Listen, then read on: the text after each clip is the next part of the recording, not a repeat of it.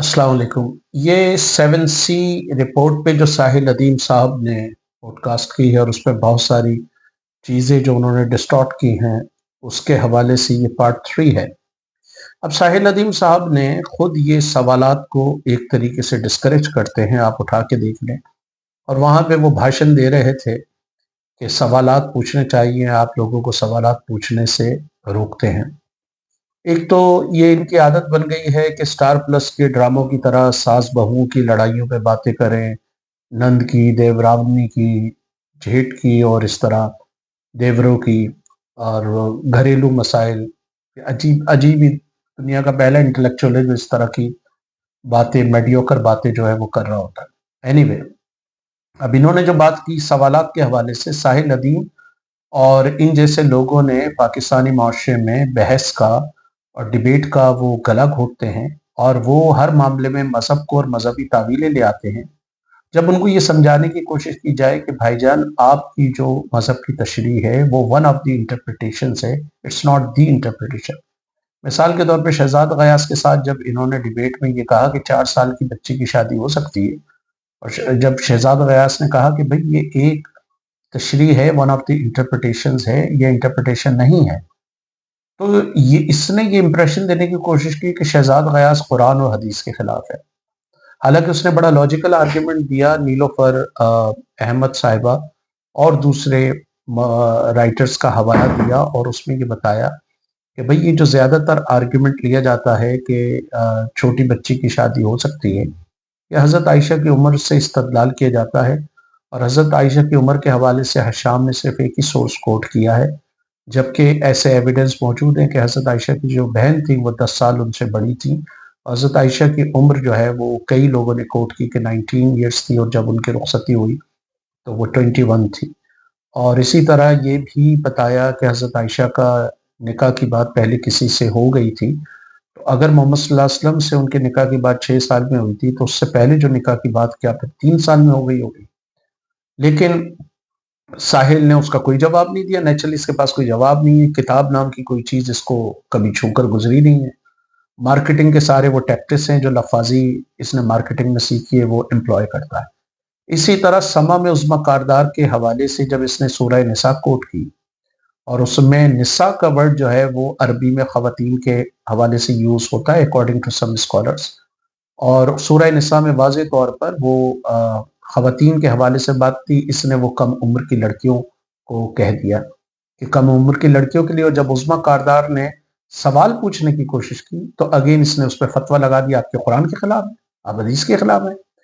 इसी तरह इससे एक जगह पूछा गया कि म्यूजिक हराम है और इसने जब सवालात किए गए तो अगेन, और आप कुरान के खिलाफ हैं, आप हदीस के खिलाफ हैं। तो ये इसका तरीक़ाकार है। तो ये जब तरीका करेंगे आप, तो लोगों में खौफ ही पैदा होगा, वो कौन से सवालात करेंगे। अब सवाल इससे किए जाने चाहिए, इसने ये जो बात कही है कि म्यूजिक हराम है, तो भाई ये आपकी एक इंटरप्रिटेशन है ना, आपकी, मौलाना मौदूदी, सैयद कुतुब और ये जितने मौलवी थे, डॉक्टर इसरार, इमाम हम्बल, शाफी, मालिकी, इन लोगों की ये तशरीह है ना।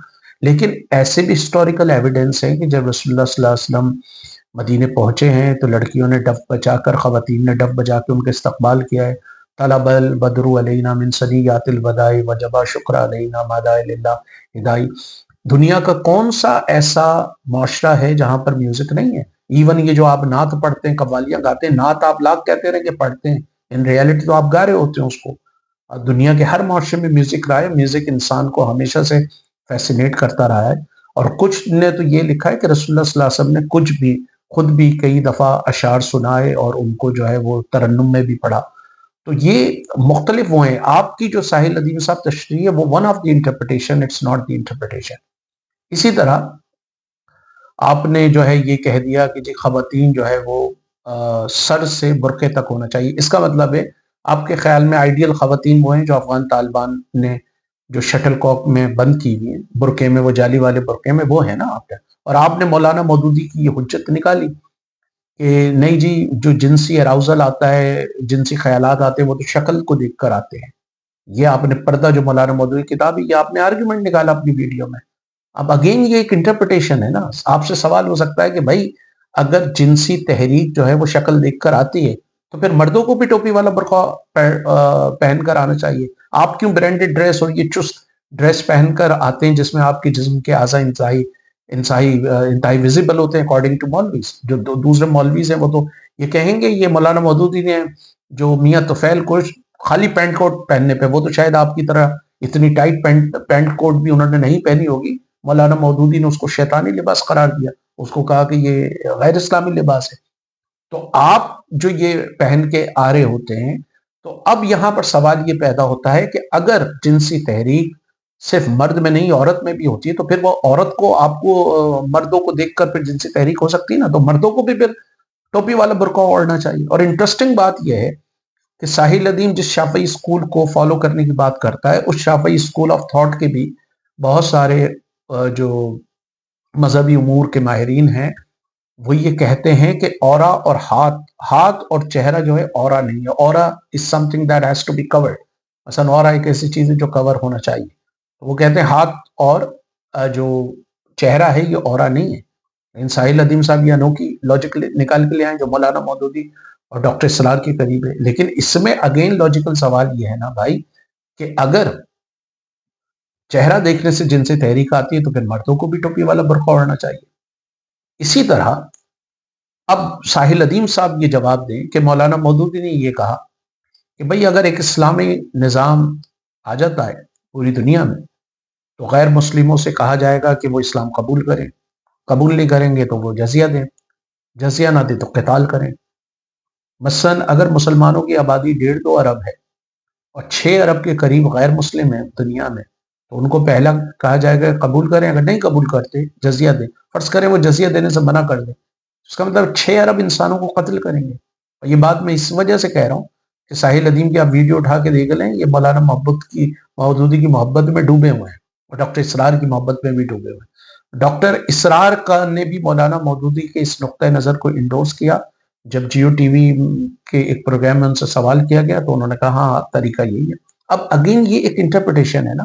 اب سوال یہ پیدا ہوتا ہے کہ بھئی جزیہ لینا اگر اسلامی ہے تو خود مولانا مودودی نے تفہیم القرآن میں if I can rightly recall یہ لکھا ہے کہ جب ابرہہ نے یمن سے چلا اور مختلف علاقوں کو فتح کیا تو اس نے ان سے جزیہ لیا. تو جزیہ اگر اسلامی تھا تو ابرہہ جزیہ کیوں لے رہا تھا بھائی؟ تو بنیادی طور پہ یہی سوال ہے نا کہ بھئی اسلام نے بہت ساری چیزیں پری عربک کلچر سے، پری اسلامک کلچر سے لی اور یہ دنیا کا ہر سسٹم کرتا ہے. اگر جنرل مشرف اقتدار میں آیا تھا اور نواز شریف کی بیوروکریسی کے اگر جو ہے لیٹ سے 10 لاکھ لوگ تھے، وہ 10 لاکھ لوگوں کو تو نہیں نکال سکتا. کچھ چیزیں آپ پرانے سسٹم سے ریٹین کرتے ہیں. یہ a tooth for a tooth an eye for an eye, یہ قبائلی نظام تو اسلام سے پہلے بھی تھا، اسلام کے بعد بھی تھا. داڑھی رکھنا عرب کے کلچر کا حصہ تھا، اسلام سے پہلے بھی تھا، اسلام کے بعد بھی تھا. امیہ بن خلف، سہیل بن عمر، ابو جہل، ابو لہب، امیر حمزہ، ابو بکر، حضرت عمر، سب کی داڑیاں تھیں. اسلام سے پہلے بھی داڑھی تھی، اسلام کے بعد بھی تھی. جس چیز میں تبدیلی آئی وہ ان کے رویے میں تبدیلی آئی، وہ ان کے اخلاق میں تبدیلی آئی، وہ ان کے کردار میں تبدیلی آئی. تو یہ بات کہی جا سکتی ہے مولانا مودودی سے کہ بھائی جس جزیے کی آپ بات کر رہے ہیں یہ جزیہ پری اسلامک تھا اور خالی مسلمان نہیں لگاتے تھے، ہر فاتح مفتو قوم پر اس طرح کے وہ لگاتا تھا. پھر اسی طرح مولانا مودودی اور دوسرے مولویوں کا جو یہ نقطۂ نظر ہے، ایک اور پوائنٹ جو میں کہوں جو سوالات کے حوالے سے، کہ یہ کہتے ہیں کہ سوالات کو سب سے زیادہ ساحل ندیم سوالات کو ڈسکریج کرتا ہے اور زبردستی کا غصہ ہوتا ہے. کچھ سمجھ میں ہی نہیں آتا کہ یہ غصہ کیا ہے، سامنے والے کو وہ روب ڈالنے کے لیے، اور الٹی سیدھی ٹرمینالوجی استعمال کرتا ہے. جیسے سپیریئر سائیکالوجی اور انفیریئر سائیکالوجی میں 7C والوں کو گارنٹی دیتا ہوں، میں شرط لگاتا ہوں کہ ذرا دیکھیں سائیکالوجی کی کتاب اور دکھائیں کہیں پر آپ کو یہ لفظ ملے گا سپیریئر سائیکالوجی اور انفیریئر سائیکالوجی. اسی طرح اس نے یہ جو کارل یونگ کی آرکیٹائپ کی ٹرمینالوجی یوز کی، یہ بھی غلط یوز کی ہے. بالکل اس کو کوئی سینس ہی نہیں بنتا. تو یہ الٹی سیدھی ٹرمینالوجی اٹھا کے جو ہے وہ فٹ کر رہا ہوتا ہے، ان کی کوئی لاجک نہیں بنتی. سما ٹی وی میں جب اس نے کہا کہ 95% خواتین جاہل ہوتی ہیں، جاہل ہیں پاکستان کی، اس ایک عورت نے بڑا لاجیکل اس سے سوال کیا کہ آپ کا کیا سورس ہے سر، آپ معافی مانگیں. پاکستان کا آپ جو بیورو آف اسٹیٹسٹکس اٹھا کے دیکھیں، آپ نے کہاں سے اٹھایا ہے؟ کسی فیڈرل گورنمنٹ کی ایجوکیشن باڈی کا اٹھایا ہے، الف اعلان کا اٹھایا ہے، آپ نے جو ہے وہ سندھ گورنمنٹ کے کوئی اسٹیٹسٹکس اٹھائے ہیں، پنجاب کے کوئی جواب نہیں. اور اس پہ پھر وہ جو ہے اس پر چڑھائی کر دی ایک طریقے سے، دشنام ترازی پہ، بدماشی پہ اتر آیا اس کے خلاف کہ آپ کیا بات کرتی ہیں، آپ کو یہ پتا ہے طاغوت؟ اب اس سے پوچھو کہ اگر آپ اس سے موسم بہار کا پوچھو تو یہ خزاں کی بات شروع کر دے گا، مشرق کی بات کرو تو مغرب کی بات شروع کر دے گا، ساؤتھ کی کرو تو یہ نارتھ کی بات کرنا شروع کر دے گا۔ کوئی اس کے پاس کبھی آپ سارا دیکھ لیں کبھی کوئی کنکریٹ اور کلیئر جواب ہوتا ہی نہیں، کیونکہ اس شخص نے چیزوں کو نہ کبھی پڑھا، اپنے بس یہ مارکیٹنگ ٹیکٹس استعمال کرتا۔ اب اسی طرح اس سے یہ پوچھا جائے، جنرل ضیاء کے دور میں سارے مولویوں نے اس قانون کا دفاع کیا کہ اگر ایک خاتون کے ساتھ زنا بالجبر ہو جاتا ہے تو وہ 4 گواہ پیش کرے کہ اس کے ساتھ یہ ہوا ہے۔ کون بے وقوف ایسا بندہ ہوگا جو 4 گواہوں کی موجودگی میں اس فعل کو سر انجام دے گا؟ اور اس کی وجہ سے خواتین پہ الٹے مقدمات ہوئے۔ مولانا مودودی، ڈاکٹر اسرار سمیت سارے مولوی اس طرح کے قوانین کو انڈورس کرتے تھے جو اس کے ساحل ادیم کے نظریاتی باپ دادا ہیں۔ یہ اتنا دقیانوسی آدمی ہے، اگر کوئی اس کی باتیں سن رہا ہے اور ان باتوں کو کنیکٹ کرے دوسرے دقیانوسی مولویوں سے تو 2 منٹ میں پتہ چل جائے گا کہ یہ برانڈڈ ڈریس میں جو بندہ بیٹھا ہے یہ کس حد تک دقیانوسی ہے۔ پھر اسی طرح ہندوستان میں مولویوں نے فتویٰ دیا کہ ہندوستان دارالکفر بن گیا ہے، یہاں پہ مسلمانوں کو نہیں رہنا چاہیے، وہ ہجرت کریں۔ اور جن مولویوں نے فتویٰ دیا ان میں سے ایک بھی نہیں گیا، بیچارے مسلمان گئے لے کر وہاں پر لٹے پٹے افغانستان میں انہوں نے کک مار کے ان کو سب کو نکالا۔ اسی طرح جنرل ضیاء کے ہی دور میں کچھ معاملات میں، اور یہ بہت سارے مولوی، یہ ساحل ادیم کے جتنے نظریاتی باپ دادے ہیں، اب میں اس سے سوال کر رہا ہوں، یہ اپنی پوزیشن اس پہ کلیئر کرے۔ وہ کہتے ہیں کہ 2 مردوں کی گواہی 2 خواتین کی گواہی 1 مرد کے برابر ہے، ٹھیک ہے، کچھ قانونی معاملات میں۔ اسی طرح جو انہیریٹنس کا ہے اس میں بہت سارے مولوی یہ کہتے ہیں کہ جی اگر آپ کا کوئی بیٹا اور بیٹی ہے اور آپ 50 کروڑ چھوڑ کے جا رہے ہیں تو جتنا بیٹے کو ملے گا بیٹی کو اس کا آدھا ملے گا۔ مثلا اگر 2 بیٹیاں ہیں تو بیٹے کو اگر 50 کروڑ میں سے 25 کروڑ ملے گا تو بیٹی کو 12.5 کروڑ ملے گا۔ اب یہ آرگیو کیا جا سکتا ہے نا بھائی، یہ ایک تشریح ہے، یا اس دور میں یہ صحیح ہوگا، اس دور میں خواتین کے پاس وہ بھی حقوق نہیں تھے، اب کیسے؟ اسی طرح یہ جو زنا بالجبر کے کیسز ہیں، اس دور میں ڈی این اے نہیں ہوتا تھا بھائی، اس دور میں ڈی این اے ہے، آپ کو یہ ضرورت ہی نہیں ہے، ایون گواہ تک جانے کی ضرورت نہیں ہے، آپ اس کو آسانی سے کر سکتے ہیں، دنیا بھر میں اس کا اپلیکیشن ہو رہا ہے۔ اب آج کے دور میں یہ تو نہیں کہیں گے کہ میں اونٹ پہ سفر کروں گا۔ ساحل ادیم صاحب تو اپنی 4 کروڑ کی گاڑی میں آتے ہیں، وہ اونٹ پہ تو نہیں آتے کہ محمد صلی اللہ علیہ وسلم اونٹ پہ سواری کرتے تھے، مجھے ان سے محبت ہے تو میں بھی اونٹ پر آؤں گا، یا کچھر پہ تو نہیں آتے، یہ تو 4 کروڑ کی گاڑی آتے ہیں، وہاں تو وہ اپلائی نہیں کرتے وہ قوانین۔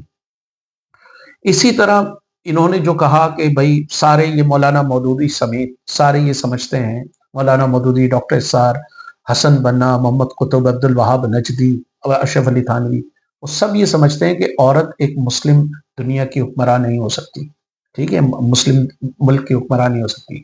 اب ساحل ادیم صاحب یہ بتائیں ان کا اپنا کیا خیال ہے، کیونکہ یہ تو مولانا مودودی وغیرہ کو بڑا وہ کرتے ہیں، رومنٹسائز کرتے ہیں، یہ ڈاکٹر اسرار کو بھی بڑا رومنٹسائز کرتے ہیں۔ کیا وہ یہ سمجھتے ہیں کہ ایک عورت ملک کی سربراہ ہو سکتی ہے؟ اور اس میں جو آرگیومنٹ ہے ایون اسلامک نقطہ نظر سے، جو مولانا مودودی یا اسرار جو ساحل ادیم کے نظریاتی باپ دادے ہیں، ان کا جو نقطہ نظر ہے وہ ایک تشریح ہے نا، اس کو دی انٹرپریٹیشن تو آپ نہیں کہہ سکتے۔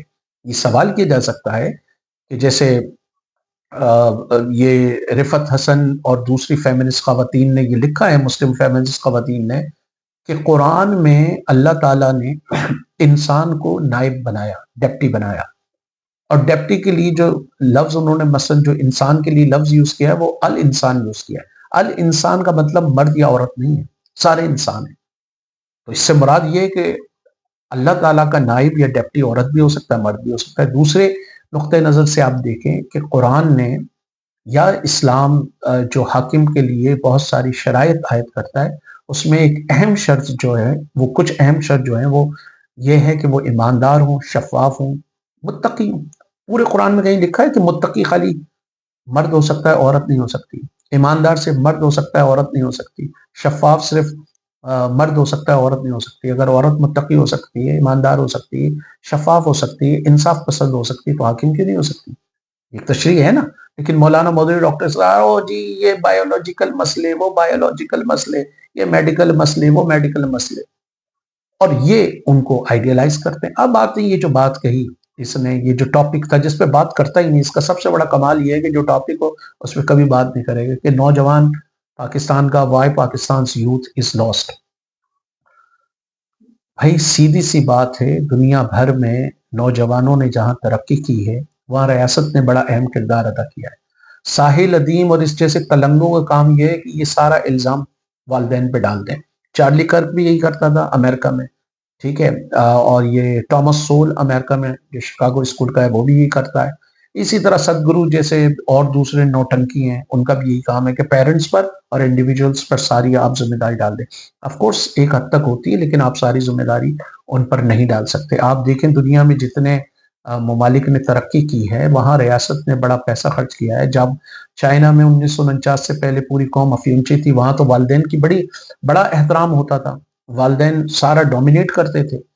49 کے بعد والدین کا کیریکٹر ختم ہوا ہے, والدین کی انوالومنٹ ختم ہوئی ہے, کیونکہ والدین کام کرنے کے لیے چلے گئے اور ریاست نے کسی حد تک بچوں کی پرورش کو جو ہے وہ سپورٹ کیا. چائنا نے ترقی اس وجہ سے کی کہ وہاں تعلیم فری ملی, وہاں جو ہے وہ صحت کا نظام بہتر ہوا. لائف ایکسپیکٹنسی جو 49 میں 37 تھی وہ 79 میں جا کر 72 62 65 مختلف علاقوں میں. تعلیم جو لیس دین 19% تھی وہ آلموسٹ 100% تک کی. چائنا نے ملینز آف کی تعداد میں لوگوں کی جانیں بچائی ہیں ویکسین اور دوسرے حوالے سے. ان کی جو ایوریج اکنامک گروتھ 49 سے 79 تک 5% ہے اور 79 سے آنورڈ جو ہے وہ 9% ہے.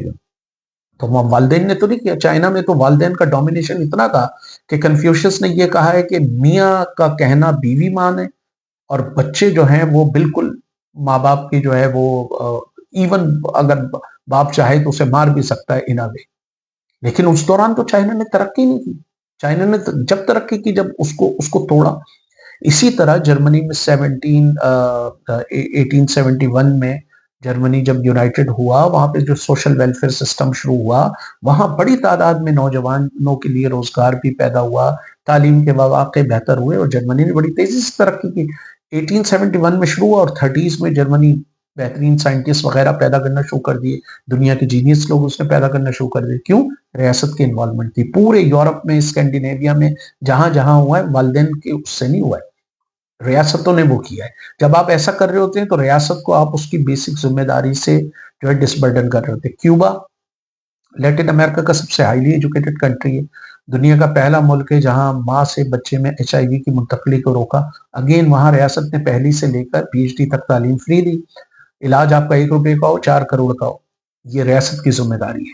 تو ساحل ادیم جیسے نوٹنکی جو یوتھ کا کہتے ہیں, ان جیسے لوگوں نے نوجوانوں کے لیے مشکلات پیدا کی. اب اسے پتہ ہی نہیں کہ پاکستان کے کانٹیکس میں 2.5 کروڑ بچہ اسکول سے باہر ہے, 80 لاکھ سے زیادہ بچہ جو ہے وہ چائلڈ لیبر کا شکار ہے, 35% پاکستان میں کسان ہیں, ان کے پاس زمینیں نہیں ہیں. جو ماں باپ صبح طلوع آفتاب سے لے کے غروب آفتاب تک کام کر رہے ہیں, بچے بھی کام کر رہے ہیں, وہ بیچارے کیا ٹریننگ کریں گے, کس طرح کی ٹریننگ کریں گے, ان پہ کس بات کا الزام ہے. اسی طرح جو کچی آبادی میں رہ رہے ہیں بچے, مزدوری کر رہے ہیں, ساحل ادیم کیٹر کرتا ہے ایک سرٹن مڈل کلاس اور اس کو, کہ جہاں پر یہ اسٹرکچر تھوڑا سا مضبوط ہے.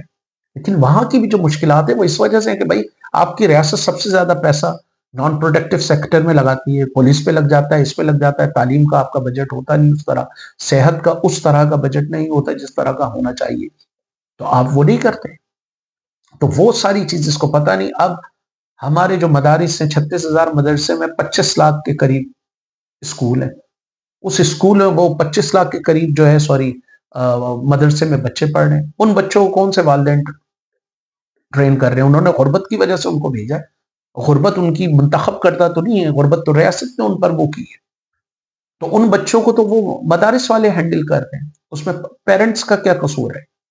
اسی طرح پاکستان کا اگر نظام تعلیم برباد ہو رہا ہے, ہر چیز پرائیویٹائز ہو رہی ہے, تو اس میں والدین کا تو قصور نہیں ہے. والدین تو نہیں چاہتے کہ اپنے بچوں کو پرائیویٹ اسکولوں میں بھیجیں اور پھر ان کے لیے 3 4 نوکریاں کر کے جو ہے ان کی فیسیں بھریں. وہ تو نیچرلی چاہتے ہیں کہ فری ایجوکیشن ہو, فری میڈیکل فیسلٹی ہو, فری ہاؤسنگ ہو. پھر یہ سمجھتا ہے کہ بچے کوئی ایبسٹریکٹ اینٹی ہیں. بھائی معاشرے کا اوور آل انوائرمنٹ جو ہے وہ بہتری لاتا ہے نوجوانوں میں. آپ جیسے مولویوں نے بول بول کر میوزک کو آپ حرام قرار دے دیں, لڑکا لڑکی کے ملنے کو آپ حرام قرار دے دیں, سارے انٹریکشن کو آپ حرام قرار دے دیں, آرٹ ادب لٹریچر یہ جتنے ڈرامے وغیرہ ہیں اس کو آپ حرام قرار دے دیں, تو جب نوجوانوں کے پاس کوئی انٹرٹینمنٹ نہیں رہے گی تو اسی طرح وہ نیگیٹو ڈائریکشن میں جائیں گے نا. تو یہ بنیادی طور پہ مسئلے کہ پاکستان میں جو نوجوانوں کے انٹرٹینمنٹ کے ذرائع تھے وہ سارے ختم ہیں. 36,000 مدرسے ہیں جس میں ایک بڑی تعداد انہوں نے غیر قانونی طور پہ سارے پاکستان کے پارکس رفاہی پلاٹ پہ مدرسے اور مساجد بنا دیے, کوئی ان کو توڑ نہیں سکتا. اور اسی طرح ساحل ندیم جیسے مولویوں نے جو اس کو سپورٹ کرتے ہیں, ان میں اتنی ہمت نہیں ہے کہ یہ جا کر ان کو پوائنٹ آؤٹ کریں کہ یہ مدرسے اور یہ مسجدیں غیر قانونی جگہ پہ بنی اور ان کو گرایا جانا چاہیے. نہیں اتنی ہمت کہ یہ بول سکیں کہ ان کو گرایا جائے. تو جب آپ نے جنرل ضیاء کے دور میں جو ساحل ندیم صاحب کی نظریاتی باپ دادوں نے جن کی حمایت کی, مولانا مودودی کی جماعت نے, ڈاکٹر اسٹان نے جنرل ضیاء کو سپورٹ کیا, پاکستان کی فلم انڈسٹری کا اس نے جنازہ نکالا, میوزک کا اس نے جنازہ نکالا, معاشرے کا پورا سلیبس تعلیمی ادارے کا بدلا. تو یہ جو رنگ رو, یہ جو تلنگا ہر جگہ جا کے چیزوں کو ڈسٹارٹ کر رہا ہوتا ہے اور ایک نئی وہ بات کر رہا ہوتا ہے, ایک نیا بھاشن دے رہا ہوتا ہے جس کی کوئی لاجک نہیں ہوتی. اس کے بھاشن کو 7C رپورٹ والوں کو چاہیے کہ اس کی باتوں کو اسیس کریں اور نیکسٹ ٹائم پھر بلا کے اس سے یہ سارے سوالات کریں. تو اس نے یہ جو جتنی باتیں اس حوالے سے کی, اسپیشلی سوالات کے حوالے سے کہ ہم سوالات کو ڈسکریج کرتے ہیں, ان ریالٹی ساحل ادیم جیسے لوگ اور اس کے جو نظریاتی باپ دادے ہیں انہوں نے معاشرے میں ڈیبیٹ کو, مباحثے کو, سوالات کو, تنقیدی سوچ کو جو ہے وہ ختم کیا. اور آج یہ جب اپنی دقیانوسی سوچ لے کر جاتا ہے کہ عورت اوپر سے نیچے پردے میں ہو, 4 سال کی بچی کی شادی ہو سکتی ہے, ٹھیک ہے, 95% خواتین جو ہے وہ جاہل ہیں, میوزک حرام ہے, افغان طالبان نے شریعت نافذ کر دی, اور پھر جو اس کے بہت سارے بے پناہ جھوٹ ہیں جن کو میں مختلف ویڈیوز میں بیان کر چکا ہوں. تو اس جیسے لوگ معاشرے کے جو ماحول کو مزید گھٹن زدہ بنا رہے ہیں جہاں کسی بھی طرح کے سوال اور ڈیبیٹ کی گنجائش نہیں ہوگی.